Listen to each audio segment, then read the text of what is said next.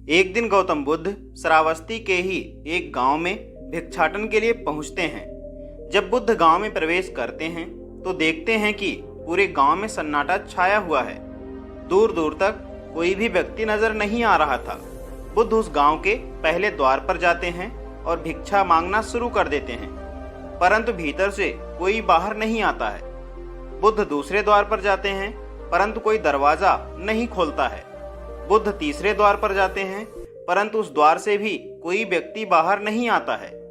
फिर अचानक से एक दरवाजा खुलता है, जिसमें से एक व्यक्ति बाहर निकलता है। वो जल्दी से बुद्ध का हाथ पकड़ता और उन्हें अपने घर में ले जाता है और कहता है, क्षमा करें बुद्ध, परंतु इस समय आप बाहर नहीं जा सकते। उंगली माल को श्रावस्ती की सीमा पर देखा गया है। सभी गांव वाले डर के मारे अपने अपने घरों की खिड़कियां दरवाजे बंद करके बैठे हुए हैं। बुद्ध उस व्यक्ति से पूछते हैं, कौन है ये उंगली माल और उससे इतना भय क्यों है? वह व्यक्ति कहता है, उंगली माल एक डाकू है। उसे जो भी मनुष्य मिलता है, बच्चा, वृद्ध, स्त्री या पुरुष, यहाँ तक कि सन्यासी भी, वो किसी को भी नहीं छोड़ता। महाराज पसेनजीत के सैनिक भी उससे डरते हैं। बुद्ध उस व्यक्ति से पूछते हैं, क्या वो ये सब धन के लालच में करता है? वो व्यक्ति कहता है, नहीं, धन का उसे कोई लालच नहीं है।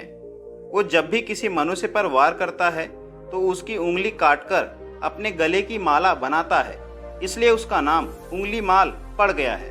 और यह भी सुना है कि जब उसके गले की माला में 100 उंगलियां पूरी हो जाएंगी तो उसकी विनाशक शक्तियां और भी ज्यादा बढ़ जाएंगी। बुद्ध कहते हैं, आभार आपका, जो आपने मुझे उसके बारे में बताया। फिर वो व्यक्ति बुद्ध से कहता है कि कृपया कर आप बाहर ना जाइए, क्योंकि वो आप पर भी वार कर सकता है। बुद्ध कहते हैं, भय से अपनी राह छोड़ दूं, ऐसा मैंने कभी नहीं किया। मुझे भिक्षा मांगता देख जन जन के हृदय में उंगली माल का भय कम होगा। फिर वो व्यक्ति कहता है कि नहीं बुद्ध, आप मत जाइए, वो बहुत ही ज्यादा खतरनाक है। बुद्ध कहते हैं, वो खतरनाक नहीं बल्कि दुखी है और मुझे उसके पास जाना होगा, क्योंकि उसे मेरी आवश्यकता है। इतना कहकर बुद्ध उस व्यक्ति के पास से चले जाते हैं। कुछ दूर चलने के बाद बुद्ध वन में प्रवेश करते हैं। वन में चारों ओर एक सन्नाटा छाया होता है। दूर दूर तक ना तो कोई मनुष्य और ना ही कोई पशु पक्षी दिख रहा होता है, परंतु बुद्ध अपने मार्ग में आगे बढ़ते रहते हैं। अचानक बुद्ध के सामने उंगली माल आकर खड़ा हो जाता है। उसका रूप इतना डरावना होता है कि कोई भी व्यक्ति उसे देखकर ही भयभीत हो जाए। उसके गले में उंगलियों की माला होती है। चेहरा और हाथ रक्त से सने होते हैं और शरीर बलशाली होता है। उसका रूप इतना भयानक होता है कि किसी भी साधारण व्यक्ति के प्राण तो उसे देखते ही निकल जाएं। परंतु बुद्ध पर उंगली माल के इस डरावने रूप का कोई भी असर नहीं होता है। बुद्ध कुछ क्षण तक एक शांत मुस्कुराहट के साथ उंगली माल की तरफ देखते हैं और फिर उसकी बगल से निकलकर अपने मार्ग में आगे बढ़ जाते हैं। बुद्ध को ऐसा करते देख उंगली माल को ये समझ नहीं आता है कि उसके साथ ये क्या हो रहा है। वह मन ही मन सोचता है कि मुझे देखकर लोग या तो भाग जाते हैं या मुझे देखकर ही मर जाते हैं या फिर मुझसे अपने प्राणों की भीख मांगने लगते हैं। मैंने कई सन्यासियों को भी मारा है, परंतु मैंने आज तक कोई भी ऐसा व्यक्ति नहीं देखा जो मुझे नज़रअंदाज करके अपने मार्ग में आगे बढ़ जाए। या तो इसने मुझ पर ध्यान ही नहीं दिया होगा या फिर हो सकता है यह देख ही ना सकता हो, परंतु मुझे इससे क्या, मुझे तो अपनी उंगलियों की माला पूरी करनी है। उंगली माल बुद्ध को आवाज लगाता है, ये साधु रुक। फिर भी बुद्ध उंगली माल को नजरअंदाज करते हैं और अपने मार्ग में आगे बढ़ते रहते हैं। उंगली माल और ज्यादा क्रोध में भरकर बुद्ध को आवाज लगाता है, ऐ साधु रुक। फिर भी बुद्ध उंगली माल को फिर से नजरअंदाज करते हैं और अपने मार्ग में आगे बढ़ते हैं। उंगली माल तीसरी बार बहुत ही ज्यादा क्रोध में भरकर आवाज लगाता है, ऐ साधु रुक। फिर बुद्ध रुकते हैं।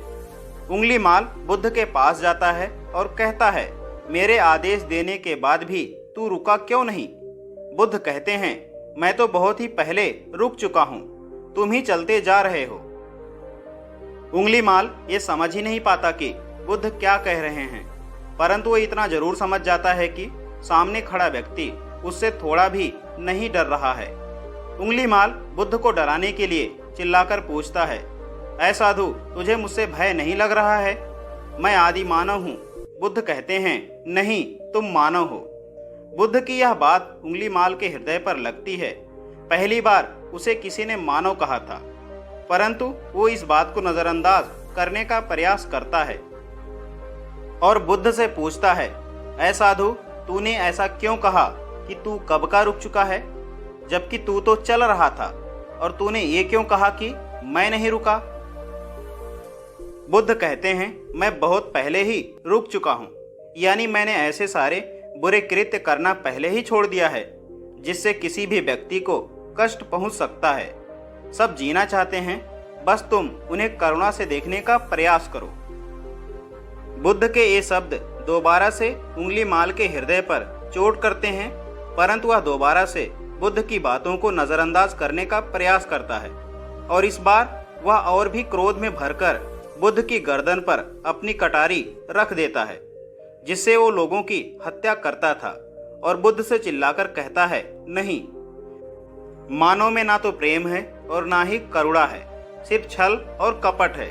इसलिए मैं सबकी हत्या करूंगा और किसी को भी जीवित नहीं छोड़ूंगा। बुद्ध कहते हैं, तुम्हें लोगों ने बहुत ही दुख दिया है उंगलीमाल। क्रूरता मनुष्य अज्ञान के कारण ही करता है।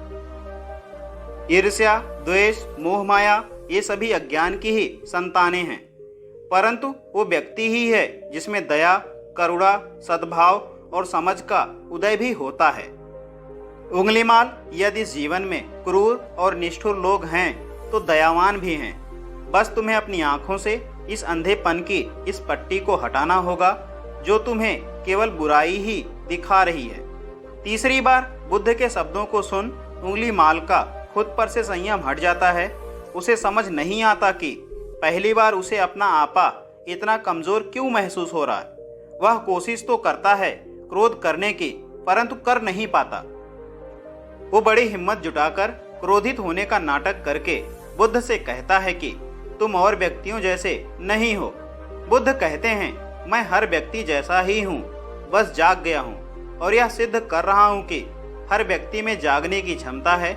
मेरा मार्ग क्रूरता को दया में परिवर्तित करता है।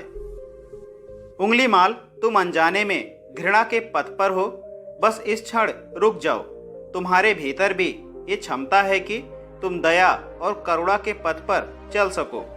इतना सुनते ही उंगलीमाल के हाथ से कटारी जमीन पर गिर जाती है और उसकी आंखों से आंसू बहने लगते हैं।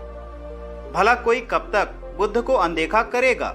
उंगलीमाल रोते रोते बुद्ध से पूछता है, क्या आप वही हैं जिन्हें लोग बुद्ध कहते हैं, जो लोगों को मुक्ति के मार्ग पर चलना सिखाते हैं? फिर बुद्ध कहते हैं कि हाँ, मैं वही हूँ और तुम्हें भी मुक्ति के मार्ग पर ले जाना चाहता हूँ। फिर उंगलीमाल कहता है, परंतु अब मैं बहुत दूर निकल गया हूँ। मैंने बहुत हत्याएं करी हैं और बहुत पाप करे हैं। अब मैं चाहकर भी वापस नहीं लौट सकता और मेरा वापस लौटना अब असंभव है। बुद्ध कहते हैं, असंभव कुछ भी नहीं, जब जागो तभी सवेरा। उंगलीमाल कहता है कि अब मैं पुनः जीवन की ओर नहीं मुड़ सकता, बहुत देर हो चुकी है। बुद्ध कहते हैं, तुम में इतनी चेतना है कि तुम जानते हो कि जो तुमने अब तक किया है वह बुरा था। इसका अर्थ यह है कि तुम जानते हो कि क्या अच्छा है और क्या बुरा है। उंगलीमाल, जिस दिन तुमने अच्छा कार्य करना शुरू कर दिया, उस दिन से तुम्हारा एक नया जीवन शुरू हो जाएगा। फिर उंगलीमाल कहता है, मैं कितने भी अच्छे कार्य क्यों ना कर लूं, परंतु लोग मुझे उसी दृष्टि से देखेंगे और मुझे चैन से जीने नहीं देंगे। बुद्ध कहते हैं, उंगलीमाल, यदि तुमने हिंसा का मार्ग छोड़ा तो मैं तुम्हें मार्ग दिखाऊंगा और तुम्हारा संरक्षण भी करूंगा और तुम्हें लोगों की घृणा से बचाऊंगा। बस पहला कदम तुम्हें ही उठाना होगा। उंगलीमाल पूछता है, क्या ये हो सकता है? बुद्ध कहते हैं, अवश्य हो सकता है। तुम में असामान्य बुद्धि है उंगलीमाल। तुम परम सत्य के पथ पर बहुत आगे जाओगे। उंगलीमाल रोते हुए बुद्ध के चरणों में गिर पड़ता है और कहता है, मैं आपको वचन देता हूँ कि मैं सारे बुरे कृत्य करना छोड़ दूंगा और आपके पीछे करुणा के पथ पर चलना सीखूंगा। कृपया कर आप मुझे अपना शिष्य बना लीजिए। बुद्ध कहते हैं, मैं किसी को अपना शिष्य नहीं बनाता, बल्कि व्यक्ति स्वयं मेरे संघ से जुड़ता है। उंगलीमाल उसी समय बुद्ध का भिक्षु बन जाता है और फिर उंगलीमाल का नाम अहिंसक पड़ा, जो कि आगे चलकर भगवान बुद्ध का एक प्रिय शिष्य बन गया। दोस्तों, इस कहानी से हमें यह सीख मिलती है कि व्यक्ति चाहे कितना भी बुरे से बुरा क्यों ना हो, वह भी एक अच्छा इंसान बन सकता है अगर उसे एक अच्छी गाइडेंस मिल जाए। बाकी का क्या ख्याल है आपका इस जानकारी के बारे में? कमेंट बॉक्स में अपनी राय हमें जरूर दें और आगे भी इसी तरह के इन्फॉर्मेटिव वीडियो के लिए इस चैनल को सब्सक्राइब करना बिल्कुल ना भूलें। जल्द मिलते हैं एक और बेहतरीन कहानी के साथ। वीडियो को पूरा देखने के लिए आप सभी का बहुत बहुत धन्यवाद।